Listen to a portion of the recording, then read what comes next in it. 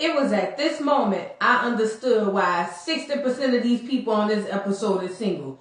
The most crazy than the road lizard. Kill the music! Oh yes, bitches and hoes. I'm back. I drop a player like it's nothing, it ain't working out. Now no debate up for discussion, bitch, I'm walking out. My time is money, I ain't loving, let you toast it out. Flip my weave and walk it out, look how I just bossed it out. Now come on baby, why you bugging, we can't talk it out. I keeps it moving, I ain't tripping, lost another spouse. I'm just a boss, it's in my blood, no I won't scream or shout. Grabbing my keys. Cause oh yes, bitches and hoes, I'm back. Back with another video we here to discuss Ready to Love Season 5, Episode 5. Girl, let's get right into it because there was a lot going on. So the episode opens up, the ladies show up to the ladies' lounge because now it's their week. They get the power to do the eliminating. Tommy shows up and he's basically telling the girls that they're going to have a pool party. Which is great because, I mean, who don't love a good pool party? You know, just tell me in advance so I won't put my wig on. You know what I mean? But, you know, because I get in the pool. I swim. Okay. You better ask somebody. But, yeah, no. So, Tommy's announcing that there's a pool party and he wants everybody to get one-on-ones. Tasia said the men has been in limbo and really nobody ain't making a choice. And that's true. We are on the 5th week. And only the craziest people in the doggone house done made choices. And that ain't nobody but Tyrone, old throwed off ass, and goddamn Mumin, old throw the hell off ass. But let's get into the next scene. So the next scene, girl, they at the pool party. Just to mention Lamont's body. Lamont was looking real chocolate and good. Hey Lamont, call me. But let's get back into it. Corey and Courtney. Well, Corey mentions that he's into Courtney now more than Mumin. He was into Mumin a lot more, but now he's just all on Courtney's thing. And to be honest, I'm not gonna lie, I could be wrong, and if I'm wrong, I'm sorry. But I feel like Corey has one of those identities that a lot of black men have. The lighter, the brighter, the better. I mean, because he really got a genuine connection with, or I thought he had a genuine connection with Mumin, but now he all on Courtney. You know what.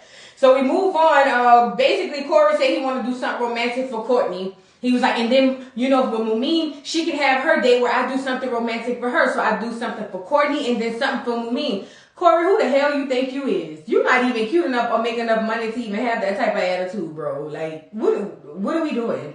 Like, who do you think you are? So, girl, Cornelius and Camille, they sitting down talking and they said the night before they talked about boundaries. They discussed boundaries or whatever. Camille being a psycho per usual. That something is wrong with her. She's the number one person, her and Tyrone. I don't know who works, but they neck and neck.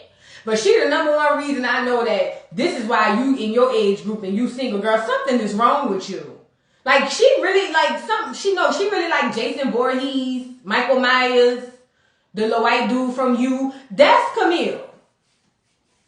Yeah, that's her. If y'all ain't never seen any of those things, and I'm pretty sure you've seen at least one of the three, that's Camille. So she's sitting there, they talking, and she said they talked about boundaries the night before, and they discussing a few things, and then all of a sudden Courtney starts to find cards. She found one under her seat. She found one everywhere she go, and it's basically little romantic, little cute notes on each card. And she was just like, oh my God, who's doing this? So she's going around trying to find out who the hell leaving her all these cards. And she was like, this is super romantic. Now, I'm not going to lie. There's not a woman on the face of this earth. Well, they might have some weird women. But ain't no shade. But most women would love that. Like, that was super thoughtful, romantic. Like, buying stuff, that's cool. But when you put a thought into something and then the creative side, that was really nice. But it turns out I was high for no reason because it was Corey, old dog ass.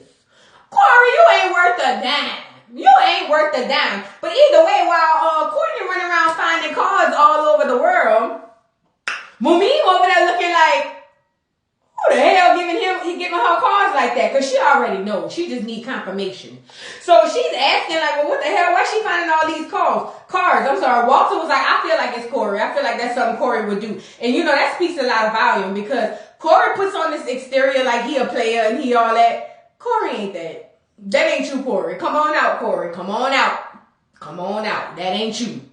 That is not you. So we move on. Basically when Walter tells Courtney that he thinks it's Corey, and she was like, I hope so. She was like, because he's been really nice. So Shiloh gets Tyrone's number. Shiloh got Tyrone's number, and they were talking. Girl, Shiloh is sitting over there talking to Sabrina, and Sabrina was like, how's everything going? What are you thinking? And he was just like, I feel like you could be my lady, but Shiloh could be my wife. Sabrina was just like, you moving a little fast, ain't you? Like, you don't think that's a little weird, my dude? We've been here for like 5 weeks. Like, you ready to put the ring on it? Cause if you like it, then you should put the ring on it. I mean, I know we be saying that, but we don't mean it like that. Like, ugh, then you weird too? Like, for real. So Sabrina was just like, look, if that's what you're doing, then you might as well, if you already made your choice, then like, what are we doing? Why are we here? And she mentioned that it was super weird because it is. Like, you haven't even got enough one-on-one time. Screw the time. I mean, as far as the dates, right, the days, you haven't even got enough one-on-one time with her to know that that's your wife. Like, now we know why your ass is single. You trying to get married on the second date. Who do you think you are? You think you a woman in a lesbian relationship? Because you know the lesbians get married in 2 weeks tops. That's who you think you are? And quiet as it's kept. Let me stop. But yeah, Tyrone, who do you think you are? You can't be proposing on the second date. How dare you? So we get up there, girl. They sitting there talking. After he said Shiloh could be his wife. Basically, I think he went over and talked to Shiloh. Did he talk to Shiloh? Yeah, he actually goes talk to Shiloh, and they have a conversation, and he basically tells her the same thing he told Sabrina. Look, I'm feeling you. Like, I don't need to look no further. My buck stops here, and I hate using that phrase because bucks are slavery terms. But that's a whole nother thing. But he was just like, look, I don't need to look at nobody else. I know what I want. It's you. What you gonna do? Hey. And she was like, pause, stop. I ain't trying to do all that, my G. And I don't blame her, girl. Look, Shiloh was like, look, I gotta do my process. I feel you and I like you and I think you super cool, but I'm not ready to go head on and walk down the aisle. We ain't getting no younger, so we might as not do it. Yeah, that's how she was like, I'm not doing all that. This ain't no jagged edge type of event. This ain't jagged edge. This more on a Rick James level. Like, we just fool-la-la and moving around and stuff. That was from Funky Dineva. I love Funky Dineva. Shout out to Funky Dineva, y'all. I don't want to look like I'm taking people's stuff. Shout out to Funky Dineva. So we move on. Tommy comes out. Nephew Tommy comes out. He asked everybody how they enjoying themselves. Everybody was like, oh, we like it. He was like, well, you know, I told y'all I was going to do a curveball. And they was just like, yeah. And then he was just like, well, this is the new curveball. We introducing 2 new sexy singles. And so everybody looking around. And who that was? Was it Tasia? Somebody was just like, well, damn, he's still trying to get to know the people here. You're going to put 2 new people in the mix. And, you know, that's that stuff, that curveball they throwing there to see who really feeling who. So, he introduced the first person, and it's the female. Her name is Sydney. Sydney is 33, and she's an entrepreneur. Let me tell you something. If I meet somebody on the street and I ask them what they do, and they say they're an entrepreneur and stop there, run. I know I'm running. Because that just means, girl, they could be selling water bottles on the side of the road. Entrepreneur in what? What she do? Like, you an Instagram model? Like, you know what? I ain't gonna do that, because she might be super intelligent, but girl, have several seats. And then we meet Sean. And Sean was a big sexy sexual chocolate. I was just like, come on, Sean. Come on, Sean. And he 44. You know, I like him in that age range, that salt and pepper range. You know, salt and pepper though, not just salt. Salt and pepper. And he came out looking all uncomfortable, like the producer told him to open his shirt. I mean, he got the body, but he just looked like that ain't what he do on a regular day. But he came out looking super uncomfortable with his boobs. But they was together though, you know, I don't do the man boobs, but his was kind of, so I was like, let's go, Sean. Sean was fine. I like the little, ooh, Sean, that's my type. Sean is my type. So Sean come out, he's a writer, a creator. What you creating, Sean? But a ball of confusion. What are you creating? You better watch them boys when you're sleeping. Cause them dog and be cheating. Listen, keywords, ladies, red flag. Entrepreneur, creator, red goddamn flag. So he's an entrepreneur creator. He's 44. Basically, time to remind the ladies they decide who's going home. And then Sean started talking to Sydney. So it's Sean, Sydney, I believe it was Camille, and I think it was Zadia. They all sitting by the pool. But for some odd reason, Sydney talking to Sean more than she talking to anybody. And they like almost like monopolizing the conversation with him so the other ladies can't get in. And so Zadia was like, well, look, y'all want us to leave so y'all can just have a conversation? And he was just like, no, I want to talk to all of y'all. But then Mumin was like, well, it seemed like you like him. Not Mumin. The crazy one, Camille. It seemed like you like him, like her. Like you should really, go at her. And he was just like, well, I want an opportunity to get to know everybody. And she was like, oh, see, my man wasn't like that. And he was like, your man? Because he confused like I was. Bitch, who is your man? You just got him. Who? He acting like me. Like, what? Am I in the wrong show? What is this marriage boot camp? What are we talking about? So she was just like, yeah, my man went like that. So, but I feel like you should go ahead on and go after Sydney. And so he was just like, that's weird. Like, I didn't think that she would have already chosen and still be in the house. Listen, nobody thinks that she would have already chosen. Hell, quiet as it's kept, Cornelius don't even think she would have already chosen. He over there scared like a little church mouse. But anyway, so he felt some type of way about that. Sean is disappointed we said that. All right, Frank talked to Sydney. I guess Frank and Sydney knew each other from the streets. From the streets. Cause Frank be out in a nightclub doing his shimmy. Like what's the y'all get it, but he be out in the clubs doing this. Frank. He run the streets all night. Doing this. So she know him from out being in the streets.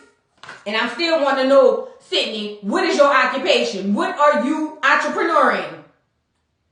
The people want to know. So they run into each other, but for some odd reason, Frank is just like smitten. Oh, I've seen her, or we have mutual friends in the streets.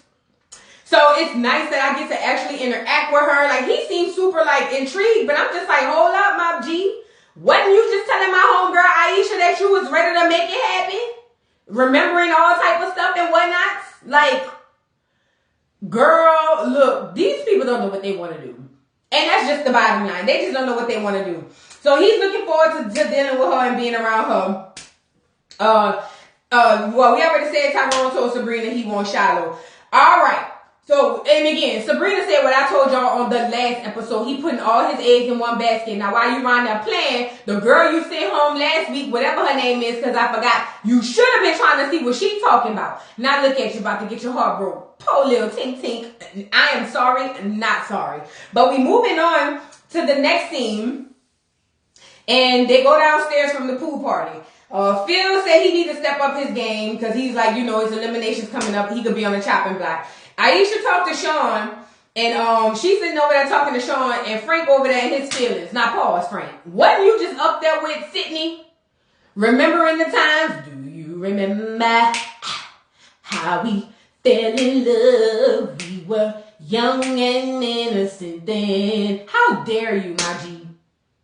Like, this is the delusion of single people.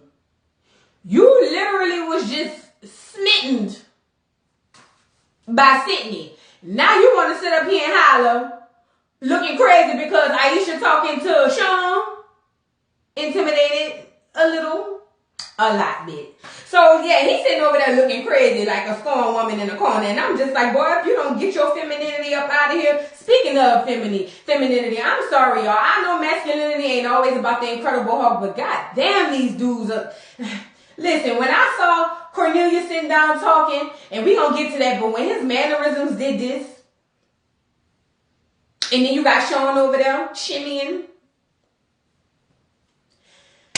I don't like that. I don't like that. So he over there in his feelings looking at Aisha talking to Sean or whatever. But he'll get over it. Aisha and Sean having a conversation, and Aisha mentions that she loves being a wife, and she loves being a mom. But what was so special about that was how she lit up when she said both things, but how even more she lit up when she mentioned being a mom. And Sean is a good person. He picked up on that. Sean was just like, I've noticed how your whole entire face, your whole aura lights up when you said mom. He was like, I noticed the wife as well, but when you said being a mom, that was just like, that's so refreshing because it's so rare. And it is, because baby, I ain't having no more churn. Shop closed. Call me if you need a surrogate. I'll give you the numbers in the background. But no, baby, shop closed. So, and lo and behold, quiet as it's kept. What he didn't know was shop was closed for her too, but we gonna get to it. So she was just like, he noticed that he noticed that she lights up about being a mom. So then she asked him, she was just like, so how do you feel about dating a woman and not having kids? She was like, because I know for me personally, I don't want kids. That's what a bomb got dropped. So now he looking like, what? That lady 38 years old. You think she trying to go lay up on some table and have a baby? Baby, you done lost your rabbit, and y'all know the rest. So she was just like, shop closed for me. I want to be on a beach, travel, vacation. I want to live. I had my time with my kids when I was younger. I just want to live. It's basically all she was trying to say. And listen, I am the same. I just want to live. Listen, if you talking about having children, I typically only date men with kids. Teenage minimum. Preteen minimum, I'm sorry. But see them little churn, them little babies, you gotta pick them up, clothe them, feed them, change them. Can you make me something to eat? Hell no. Preteen and on up, because you independent. Go ahead. Here's the key to the door. Yeah. That's the type of man I date. Because number one, his churn so far ahead, he ain't trying to have no more. And number two, he got churn, so he ain't trying to have no more. Because guess what? I ain't trying to have no more. So I felt Aisha on that. But it was a little disheartening, not a little, but a lot bit disappointing to Corey. Goddamn, that fool. But it was very disappointing to Sean because Sean was just like, that's a deal breaker for him. Like, and this is my problem with that, Sean. You 44, my G. Unless you want to get a young tenderoni, the thing about a Roni in her 20s, baby. The girls is not laid up on no table just trying to have no babies. Now, I know the girls is having babies at all ages. Shout out to Janet and J-Lo and all the old hoes that decided to prop their legs up. However, the regular girls, that make the regular money, the girls is in their 30s and 40s. No. Mid to late 30s and 40s, the girls have already put the clothes sign up in the window. You know how they do the opens and the close. The signs is already up, boo. You need to go get you a little young tenderoni when they ain't had no churn. Take a note out the Rich White Man book. That's what they do. They spend all their 20s and 30s hoeing and doing all type of questionable sexual experience. And then they get like 45, 48, 50. And they settle down. Now, if you really are creative and you get in that creative bag, you shouldn't have no problems. Because the girls don't come because you look good. That's Sean. I ain't gonna lie. Sean look good. Sean look like a tall glass of chocolate yoo-hoo girl with extra Hershey's. Let me move on. So the next scene, girl, Mumin invite Corey to talk. Because Mumin was just like, what the hell going on? Now, I done seen Courtney around here picking up love notes like it ain't going out of style or whatever. And so she basically there to question Corey and basically confront him like, what the f*** is going on? Because you're doing the most. So she goes and she says, well, so I got word that it was you who's leaving the notes for Courtney. And he was just like, well, why would you think that? And so Mumin being just like me, let's get to the point. So is it you or no? And instead of him being a man and saying, look, we on a dating show doing a dating experience. Yes, it was me. He decides to deflect and gaslight the hell out the girl. Well, I don't understand why. Girl giving all kind of responses except the response we need. Corey, who you think you fooling? Who do you think you fooling? See, that's why a person like Sabrina, Zadia, they not about to entertain no Corey's. Corey is only dealing with the girls he feel like he can get over on. Because see, a Zadia, Sabrina, or Aisha, the girls with they shit together, You're not about to pull that on them. So she's sitting up there going back and forth with Corey. Corey gaslighting girl, talking about he don't know what she's talking about, answering everything, the weather included, except the questions. And so Mumin basically says, did you? And he was like, well, did you see me do it? And I'm just like, here we go with the childish bull crap. And so she was like, look, I want to know. She's just like, I really need to know what the hell is going on. And Corey turns around and starts deflecting and taking a hard left and going, so are you ready to go to the next level? I want you to meet my parents. And she was just like, at first, I ain't gonna lie, I probably almost got her for like 2.6 seconds. But then she thought about it. She snapped back like Raven Simone when she used to have them premonitions. She went, she came back. And she was just like, now I ain't trying to say you lying. But I know you lying. Basically, in the paraphrasing word way of saying it. But she was just like, how you ready for me to meet your mama and them already? I mean, you already told me that they close to you or whatever. And he probably lying. Fact check it, girl. But now you ready for me to meet your mama?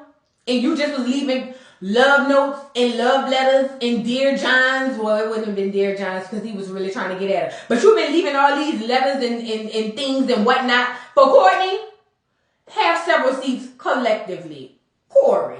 But anyway, Corey continues to deflect and he didn't give an answer, girl. Look, he just gonna gaslight the hell out of her. And I'm like, well, mean girl, you don't, these red flags popping you upside the head at this point. It's literally like somebody standing behind you with multiple red flags and just going boink and putting one down, boink and putting another on. It's just, girl, what do we need to do? Like, what do we need to see? What does he have to do? Like, I'm confused. So the next scene, girl, Sydney invites Camille, Dante, and Cornelius out on a date because Sydney want to get to know the people or whatever. Cornelius sitting up there hollering, he got a hangover. Oh, girl, let me back up. So, girl, somehow, somewhere, because I forgot the timestamp, but Cornelius was talking to Sydney. And baby, when I tell you Camille wasn't feeling that, she was over there looking like Michael Myers, like she just had her knife in her overalls and she was just ready to pull it out and go walk slowly over there and go. So girl, is he over there talking to her? He goes over there and talks to Camille, and girl, Camille is in her feelings. That bitch is crazy. You're embarrassing me. And he was like, how? She was like, because you a big country bumpkin and you so naive and you falling for the okie doke and a banana in the tailpipe. And that's just me putting my own little phrase on it, my little funk on it or whatever. But you falling for the banana in the tailpipe and you don't even see it. Because see, this is stupid. And girl, first of all, Cornelius, I'm going to need you to come up out of here and get to here. I ain't saying put your hands on her, but look, god damn it, she called you a country bumpkin. There would be nothing else to talk about. Camille, you's about a crazy, I gotta say, you's about a crazy bitch. Bitch, something is wrong with you. And I ain't gonna use the word no more. I'm gonna try not to. But Camille, something is wrong with that girl. Like, y'all not about to tell me this is normal behavior. And this is the worst part. He looks so fragile and scared. He hugging on her and trying to console her and be like, all I want is you. All I want is you. But he lying, girl. He just scared. It's like a battered woman. Like, you know what? It's almost like somebody be like, you either stay with me or I'm going to kill you. And you be like, I'll stay. You don't really want to stay, but you don't want to die. So you just going to say what you got to do to live. That's what he was doing, girl. He was just like, it's okay. It's okay. But he get down in the confessionals and say he feel a little alarmed. Well, you know what? Ring me alarm. Because you do me so long. But I'll be damned if I see another chick on your arm. That's what Camille told you, and you know what you said? Yes, ma'am. So we moved to the next scene, girl. So, where was we? Sydney invited Camille and Dante and them out to talk. Cornelius said he got a hangover, and he questioning if him and Camille moving too fast. The fact that it's a question and not a statement with the exclamation point at the end is very bothersome to me, and it tells me you want to be used and abused. Because there ain't nothing to talk about at this point. So, Dante is fascinated by, what's her name? The new girl, Sydney. He's fascinated by Sydney. And you know what? To be honest, I'm not taking nothing away from Sydney. Sydney is a beautiful girl. That's Sydney right there. She's beautiful. Let me start there. She got that good caramel mocha, more caramel than mocha. That's a beautiful girl. But in my opinion, I'm telling y'all what I feel. It's a lot of black men, especially darker skinned black men, who only gravitate toward the lighter skinned women in no matter what, because they have their own psychological BS that they go through, and they really feel like light is right. This is nothing in reference to Camille, because the girl is gorgeous. I'm just saying in general. So now all of a sudden, Dante done forgot who everybody he was talking to. He all up in Sydney face girl. So they start talking, and he was like, where you from? And she said she from Jersey. He said he from Chicago. So he was asking her how she was, settling in and saying how it was a culture difference. She basically mentioned that she haven't been single in a long time. So that means she just got out of a relationship, which means she probably going back to her man. She just here for the bag. Don't you get too comfortable. Y'all know what I mean if you know the song. But yeah, so she there for the bag, girl. I'm sorry. I don't care what nobody say. She there for the bag. So Cornelius and Camille talk, girl. And like I mentioned earlier, when she asked him how his talk was, the heifer went 9. That heifer went crazy. Crazier than a road lizard. That's how we said. I don't know if y'all said where y'all at or where y'all from, but that's what we used to say back in the day. That was crazier than a road lizard. But she done flipped out and went off on him, girl. Where we at? Oh, and then after she flips out, she apologized. And he was like, it's okay. It's okay. Girl, if you want a dog, just say that. You can have Saint, my dog. You can have him. Come get him. You can have him, girl. But we move on to the next scene. So we back at the ladies' lounge. It's time to talk, discuss, dish, spill, and get these dudes. I was about to say that, y'all. They almost had me. But it's time to get some of y'all up out of here, basically. So they down there at the ladies' lounge. Tommy walks in looking crazy. Like, girl, look what Tommy got on. And this ain't the ladies' lounge. This at the pool party. Look at his, what you call it? His, what they be wearing at the Frankie Beverly and Mays, girl, at Essence Festival. He look like he gonna be on the floor at Essence, girl. Well, I can't think of that fabric, but girl, y'all take a look at Tommy. Nephew Tommy, get your country ass up out of here and put some goddamn clothes on. We see your nipples. We see them, and I don't want to see them. So, girl, Tommy meet the girls down there at the ladies' lounge, girl. They down there kikiing, having a drink or whatever, and the girls are looking forward to it because they trying to dish and see who really is spilling the teas and who lying. And as usual, girl, Corey is the topic of goddamn discussion. But let's get into it. So Tommy was just like, he welcomed, what's her name, Sydney to the table, to the ladies' lounge. This is her first ladies' lounge, and basically explained the rules to her. So now he go down the list and he asked who look, who y'all like? Who y'all trying to deal with so we can get that taken care of already? So he asked who they like, and that's who going home. The first person is Shiloh. Shiloh said she don't like Tyrone. She was like, feeling Tyrone, nigga go. Sydney say Frank and Dante. And I don't blame a girl, because the way Frank be a giddy up. He done went home on the first week for me. But Sydney say Frank and Dante. Cecilia say Phil. Courtney said Corey and Cornelius. And she said she started reading these letters of who she like, girl. And she was just like, let me read y'all some of these letters. And baby, Courtney over there, not Courtney, because that's the one who reading the letters. Mumim over there filming. Mumim over there like, I'm going to bet the out of this when I get back to the house. So, you know what? Mumim couldn't hold it in no longer. Baby, Mumim jumps up and said, girl, let me tell you something. Hello, Shirley. This is Barbara. And she was just like, girl, that foolish. Basically, girl, he told me I'm his number one. He told me he want me to do this. He want me to do that. He could see himself with me. And when I asked him who wrote the letters, he told me he didn't say it wasn't him, but she was like, he was acting like it wasn't him, basically deflecting like it wasn't him. He wouldn't admit to him being the one who wrote the letters. So now, girl, Courtney mad. Girl, Courtney done threw the doggone letters on the floor. And you know what, Courtney? That's your bad. Because he showed you he was a creep from the start. I thought you just wanted to smash and pass. I didn't know you was looking for love. Looking for love. I didn't know that's what you was doing, girl. Because you could have called me. I would have told you, girl. Smash and dash. Don't even pass. Dash. That means get the hell up out of there fast. Oh, that rhyme. But yeah, girl, you supposed to smash and dash, girl. You ain't supposed to husband that. I don't know if that's the thing. You know, dudes be wiping women. Let me get back on the topic.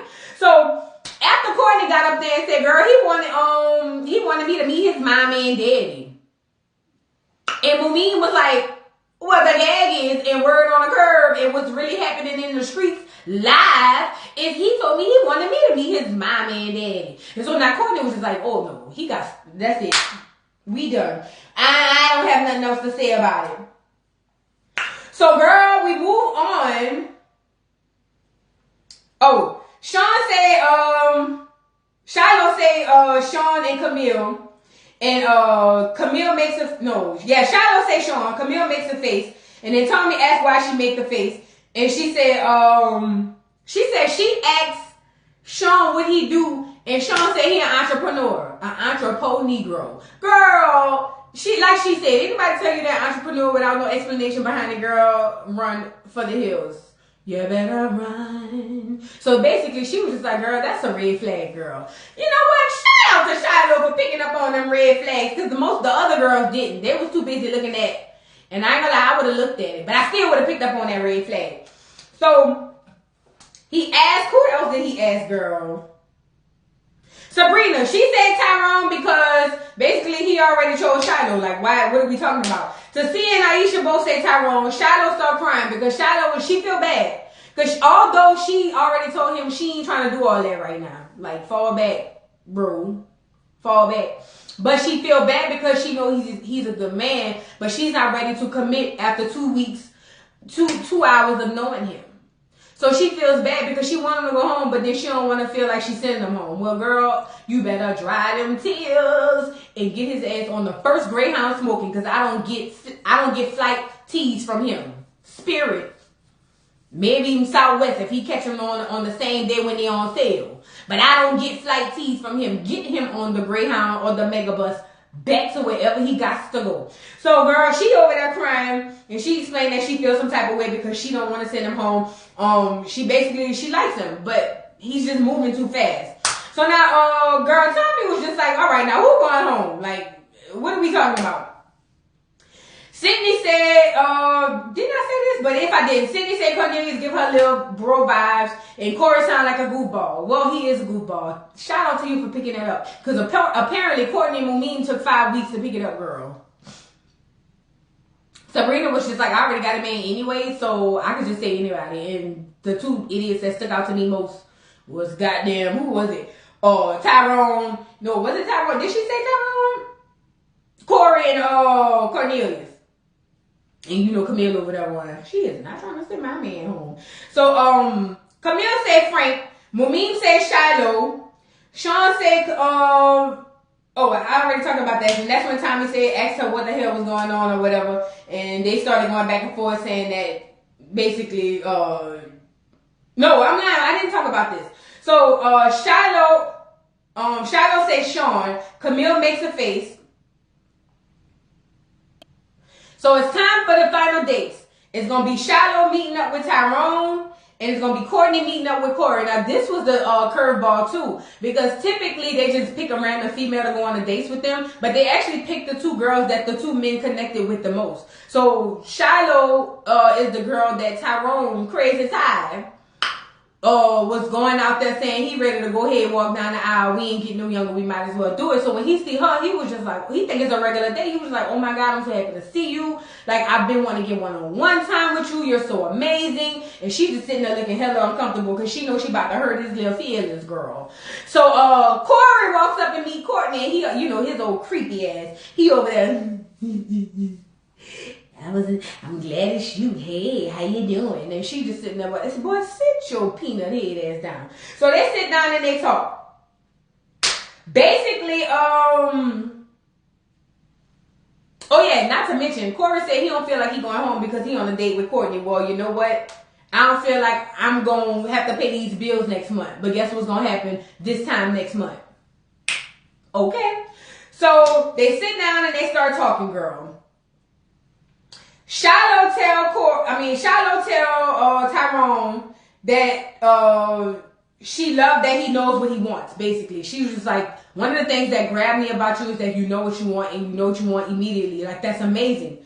And then, girl, Courtney on the other end telling Corey, you a lying ass dog. I know your ass been lying. And Corey was going, me? What you talking about? I would never lie, girl. What you mean? Who told you that? They a goddamn lie. So they flip back to Shiloh.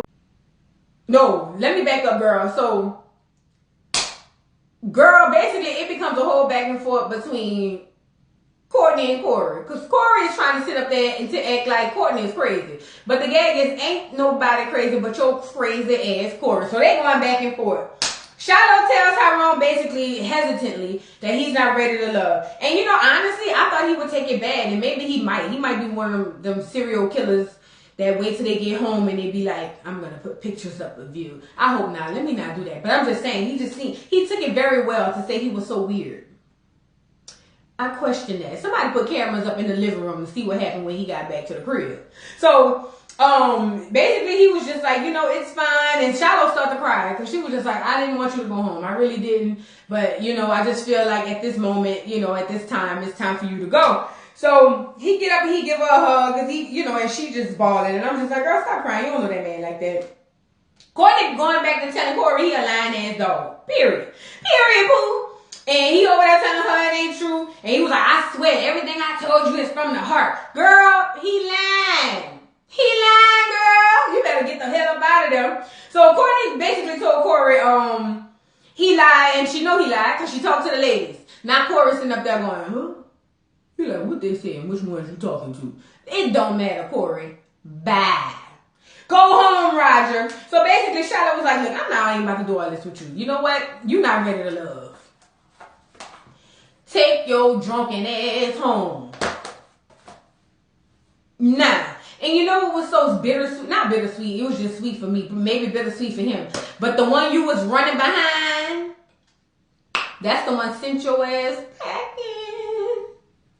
Corey, you ain't worth a goddamn dime. Anyway, this was my review, because, girl, this went longer than I thought, girl. This was my review of Ready to Love Season 5, Episode 5. I give this episode a 7.5 out of 10. It was decent. It was decent. Cornelius run away from Camille. Get the hell away. She needs to go next week. But y'all drop down in the comments and let me know what y'all think about this episode. I'm going to try to watch Love and Marriage Huntsville tonight, girl. I'm about to have me a couple of sips. Because it's been a long day. It's been a long time. I shouldn't have left you. Well, let me stop. This is why the video too long now. But y'all drop down in the comments. Don't forget to like, subscribe, hit the notification bell. And I will see you hoes later. Bye.